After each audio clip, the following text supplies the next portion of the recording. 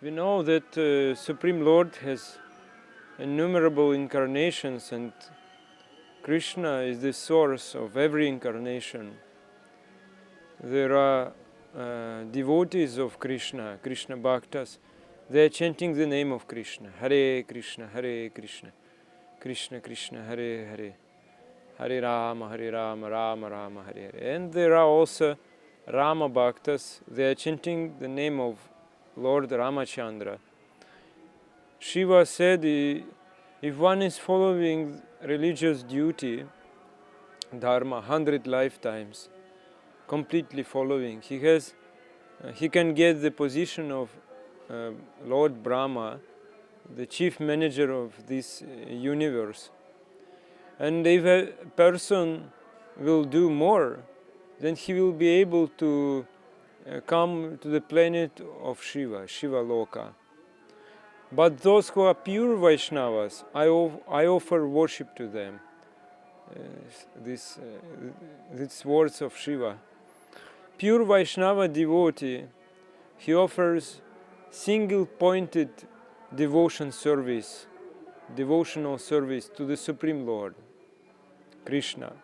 Therefore, he is worshipable by everyone. Even Shivaji, Lord Shiva, said, I worship him. And when the single-pointed pure devotee is leaving this planet and going to Goloka Vrindavana, the topmost planet in the spiritual world, all demigods, so including Lord Brahma, they are remaining at the doorstep to offer puja to this Vaishnava. So this is only possible in the human form of life, not in the other species of life. Even the demigods, they even try to go to Vrindavana, the spiritual abode of Krishna. Even they try to become devotees of Krishna, but they are not able. Because they have to wait up to ending of kalpa, like longevity of material creation.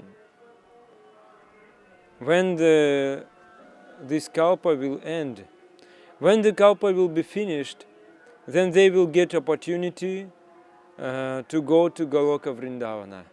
Whereas in this material world, those who are worshipping Krishna, they in this life will go to Goloka Vrindavana. So, the pure devotee of Krishna has no other desire. The only desire is just serve the Supreme Lord Krishna for his pleasure. Anya bilashita shunyam jnana karma dhyanavritam anukulyena krishnanu shilanam bhaktirutama. This is the best type of bhakti. Even someone is giving up all material desires. No karma, no jnana, no yoga. Simply he is serving Krishna for his pleasure. This is pure bhakta, pure devotee. But this pure devotion is very, very rare. What Sri Chaitanya Mahaprabhu said in Shikshashtakam. Na dhanam na janam na sundarim kavitam va jagadisha kamaye mama janmani janmanishvare bhavatat bhakti rahaitu kitvai. I don't need this material position, material wealth, followers, nice words, praising words. I don't need all this. I need only unconditional bhakti. That is my desire. So those who are having this desire, they are bhaktas, devotees. And by their bhakti, Bhagavan Krishna is becoming bound up in the heart of the devotees by rope of love. So these bhaktas, they have no fear. They are fearless. Where from the fear is coming? Bhayam dvitiya binivesha. The fear is coming from this material world. If we will have some material attachment, engagement, involvement, then fear will be developed. But when we are not having any attachment, any material attachment, there is no fear at all. Because we know that the lotus feet of Krishna is the fearless place. Ashoka bhoya amrita dhara tomara charana doya, Bhaktivinoda Thakur said. If someone is not attached to this material world, then he will not develop any fear. There is another world. Our home is the spiritual world, and when the Supreme Lord is coming here, descending here, he tries to prove such truth. So Ramachandra Mahaprabhu, Lord Rama, the son of Dasharatha, King Dasharatha, he was the eldest son of the King Dasharatha, and he was qualified for doing everything. So Dasharatha consulted with his family guru Vasishtha. Dasharatha said, I'm quite old now. I was thinking to put someone of my throne instead of me. Then Vasishtha said, only Rama is qualified to sit on the throne of Ayodhya. Vasishtha said to Ramachandra, you have to get the throne in Ayodhya. This was announced, and now the people all were so much happy. They wanted that Ramachandra will be on the throne, and the whole night they were decorating their houses. They were preparing to this inauguration ceremony, but Providence was not supporting this. One of the queens, her name was Kaikeyi, she was the mother of Bharata. She said that my son Bharata will become the king, and Rama will go in the forest, jungle. Dasharatha didn't object because he was also a little bit pleased by Kaikeyi. He promised her to fulfill two her desires. And Kaikeyi also was loving Ramachandra, but her mentality was changed by the influence of Mandari. So Father Dasharatha was so morose. If Rama will go to forest, how we will live? But Ramachandra gave consolation to his father and said, one must follow desire of his Guru Jana, of his elderly persons. We must give up other desires.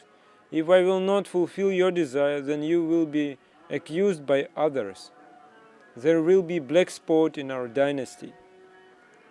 So this is Raghu dynasty, he said. The members of Raghu dynasty, they never break their promise. Once they said, I will do, they will do. Otherwise, they will die. So please allow me to go.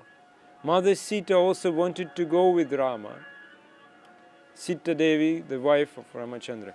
His brother Lakshman said, I cannot stay here without Ramachandra, everything is empty. He also wanted to go. Bharata and Shatrughna, they went actually at their uncle's house. But when Bharata and Shatrughna came to Dasharatha, Dasharatha left his body, chanting the name of Rama, Rama, Rama, Rama, Rama. So when Bharata came, he came to know about the conspiration of his mother. Immediately he left the forest. Bharata said to Ramachandra, the throne is meant for you. Simhasana, this throne is meant for you. How can I sit on the throne? And what Ramachandra said, you see, one should not deviate the order of Guru Jana. Those who are very elderly persons, you cannot deviate their order. So without any discrimination, we should follow what Guru Jana they said to us. We cannot add any concoction, any speculation to it. We must follow it as it is, immediately. So how can we add our deliberation to the desire of our Guru Jana? Now Bharata could not say anything to Ramachandra Mahaprabhu. Then he requested Lord Rama, oh my dear brother, you must at least give me your shoes. I may put on the throne the shoes.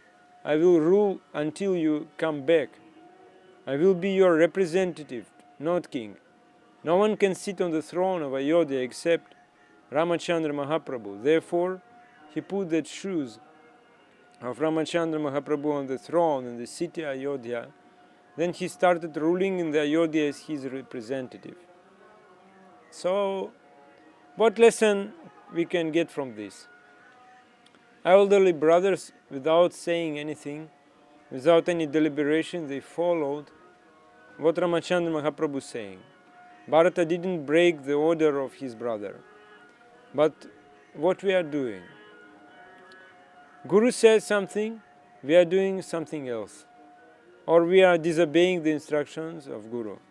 From the story of Ramachandra we can know how it is very important to accept true Guru and follow his instructions in order to get perfection in our life.